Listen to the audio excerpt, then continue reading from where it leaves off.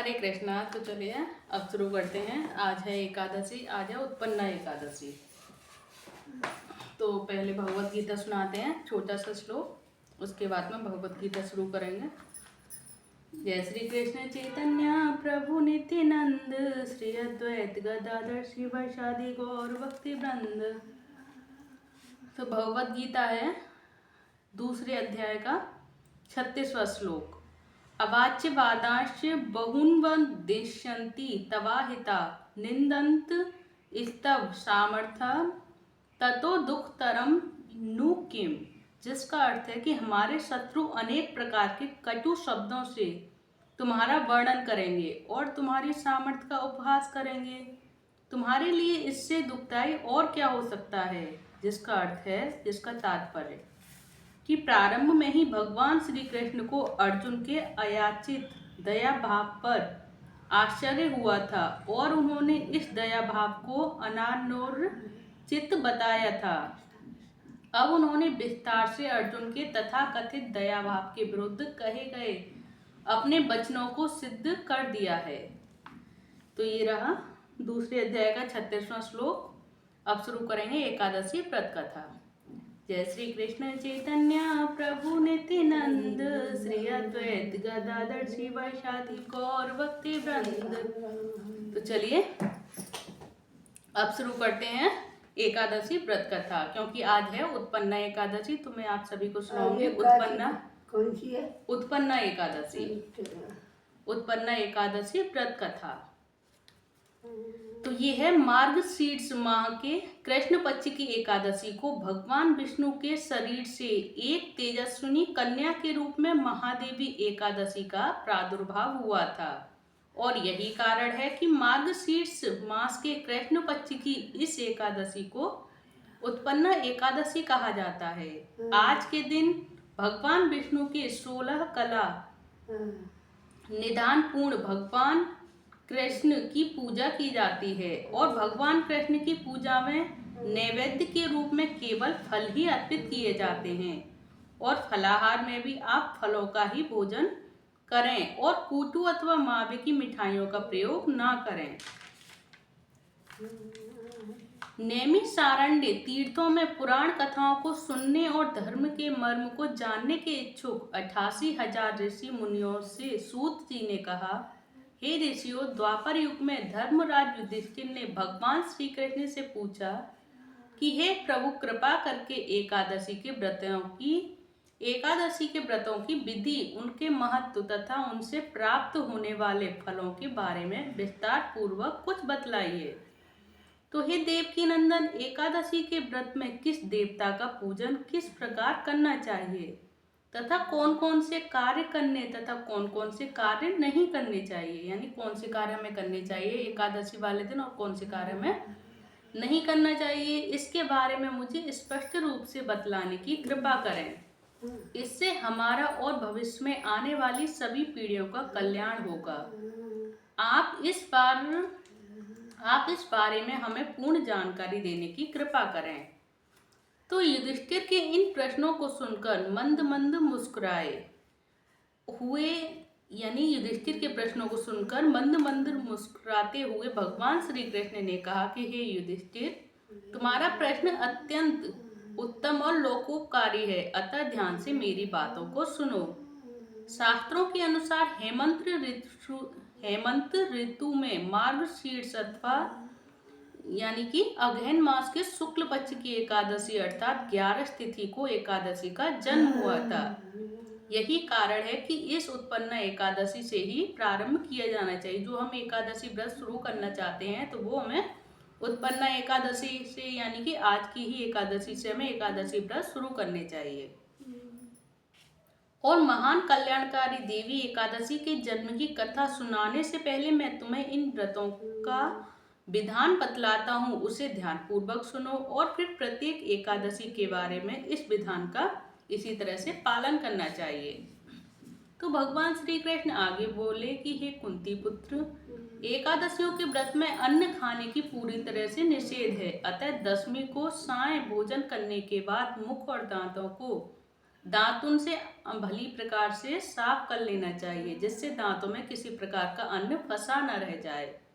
और रात्रि में कुछ भी नहीं खाना पीना चाहिए और अधिक बोलना तथा स्त्री प्रसंग भी वर्जित है। एकादशी को प्रातःकाल 4 बजे उठकर सर्वप्रथम व्रत का संकल्प लें। संकल्प वाक्य इस प्रकार बोलें, अमुक संवत्सरे यानी संवत का जो हो वो नाम लें। मार्ग शीर्षे मासे कृष्ण पक्षे पुण्यदायिनी एकादशी तिथि हो। अमुक वासरे जो बार हो, जो अमुक गोत्रोत्पन्नो जो गोत्र हो उसका नाम लें। और अमुक नामनो हम अपने नाम का उच्चारण करने के पश्चात ब्राह्मणों को शर्माहम, क्षत्रिय को वर्माहम, वैश्य को गुप्ताहम और शूद्र को दासोहम कहना चाहिए। सकल जन्म जन्मांतरार्जित पापानि तेषां सर्वनार्थ एकादशी व्रत महम करिष्ये। इसके पश्चात शौच आदि से निवृत्त होकर नदी, तालाब, बावड़ी अथवा कुएं पर जाकर इस मंत्र का स्तवन करते हुए अपने शरीर पर मिट्टी अथवा राख लगानी चाहिए। तो वो मंत्र है, अश्वक्रांते रथक्रांते विष्णुक्रांते वसुंधरे उद्धृतापि धरोहेड़ कृष्णेव शतबाहुना मृति के हर में पापम यन्मया पूर्व संचितम त्वया हतेन पापेन गच्छामि परमाम गतिम। तत्पश्चात इस मंत्र का उच्चारण करने के बाद नित्य क्रियाओं से निवृत्त होकर स्नान करें। और यह एकादशी का पवित्र व्रत चोर, पाखंडी, परिणामीगामी, निंदक, मिथ्याभाषी और किसी भी पाप करने वाले पुरुष व स्त्री को नहीं करना चाहिए। और ना ही एकादशी व्रत करने वालों को ऊपर बताए दुर्गुणों वाले व्यक्तियों से बात ही करनी चाहिए।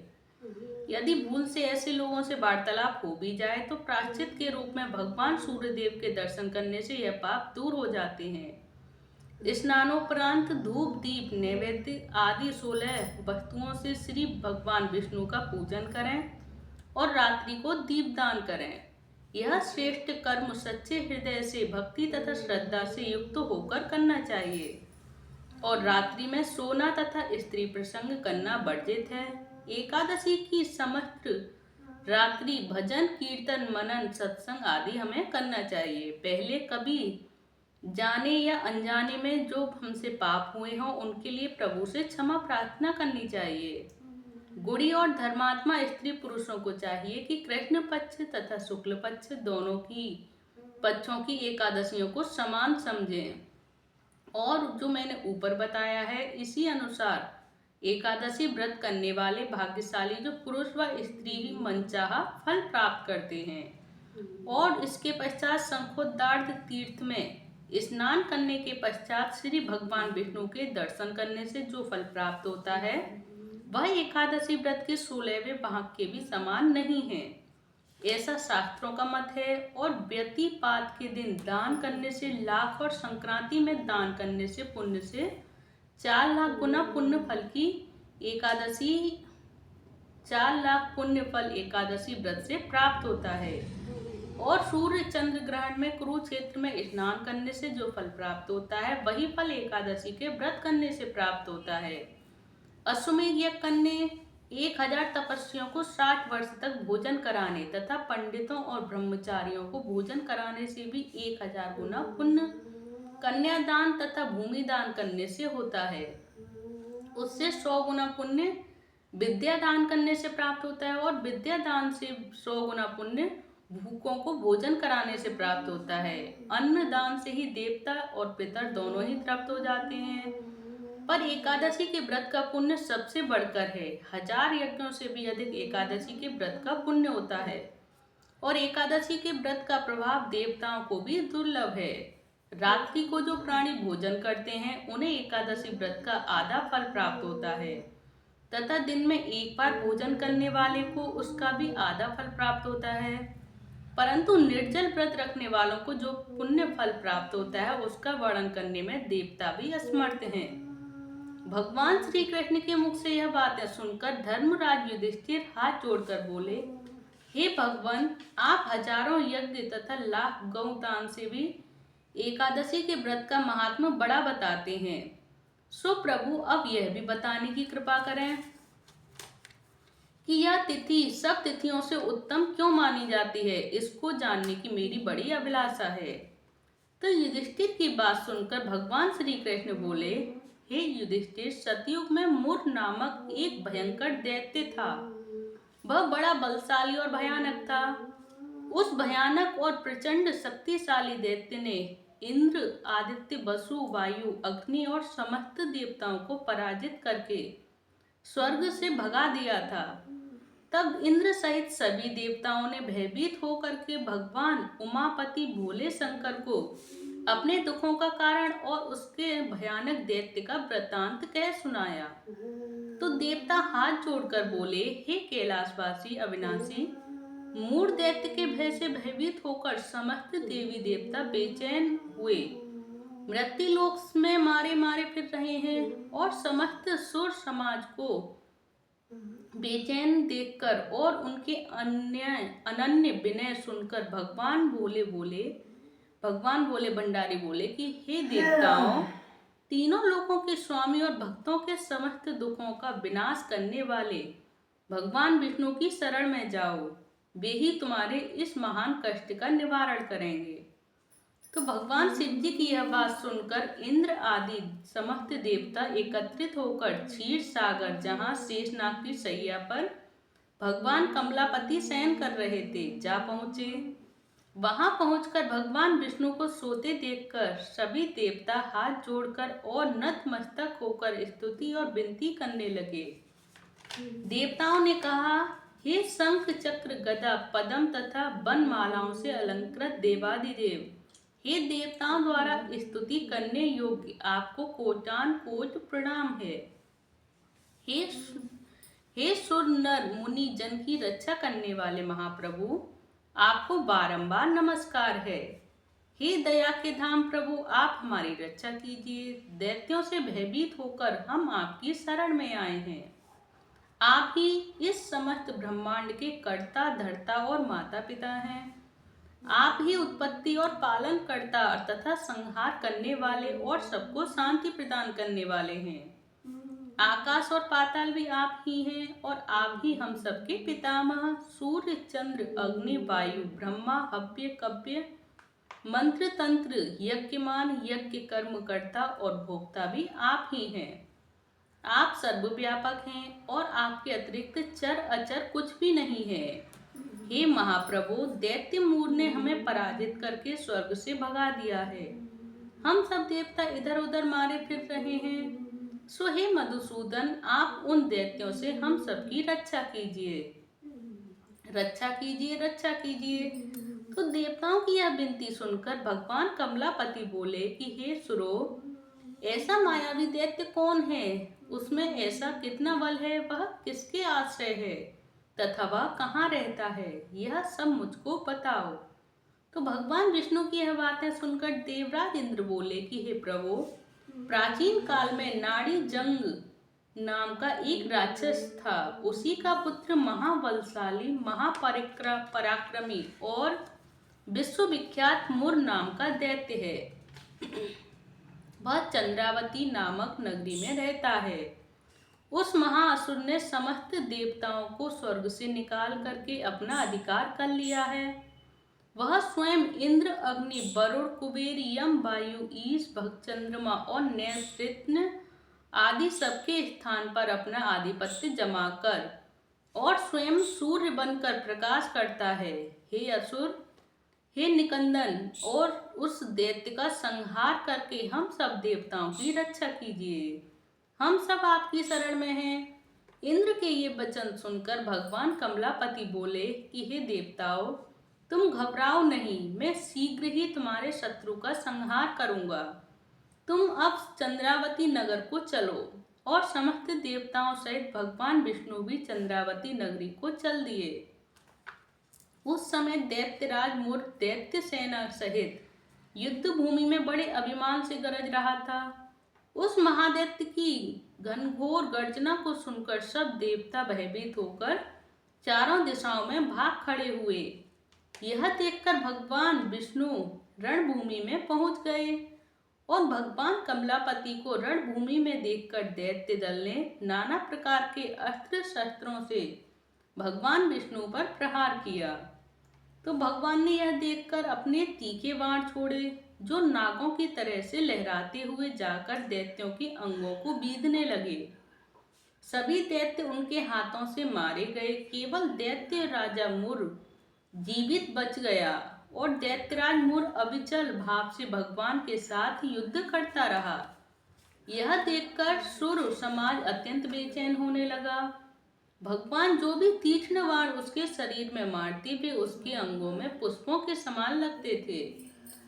शस्त्रों से उस महादैत्य का शरीर छिन्न भिन्न हो गया, परंतु फिर भी वह युद्ध करता रहा। तत्पश्चात भगवान और दैत्य का मल्ल युद्ध होने लगा। इस प्रकार उस 10,000 वर्ष तक उन दोनों का युद्ध होता रहा, परंतु वह महाबली दैत्य फिर भी पराजित नहीं हुआ तथा भगवान उस मूढ़ दैत्य से लड़ते लड़ते थक करके बद्रिकाश्रम को चले गए। वहां पर हेमवती नाम की एक सुंदर गुफा थी।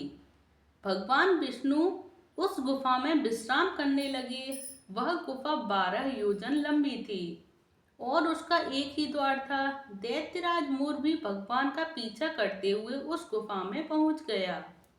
वह दैत्य भगवान विष्णु को सोया देखकर उन्हें मारने के लिए उद्यत हुआ। वह अभी मारने का प्रयत्न कर ही रहा था कि उसी क्षण भगवान विष्णु के शरीर से एक अति तेजस्वी तथा अत्यंत प्रभावशाली कन्या अस्त्र शस्त्र धारण किए हुए उत्पन्न हुई। उस कन्या के बल पराक्रम को देखकर आश्चर्यान्वित हुए मूर उसके साथ युद्ध करने लगा।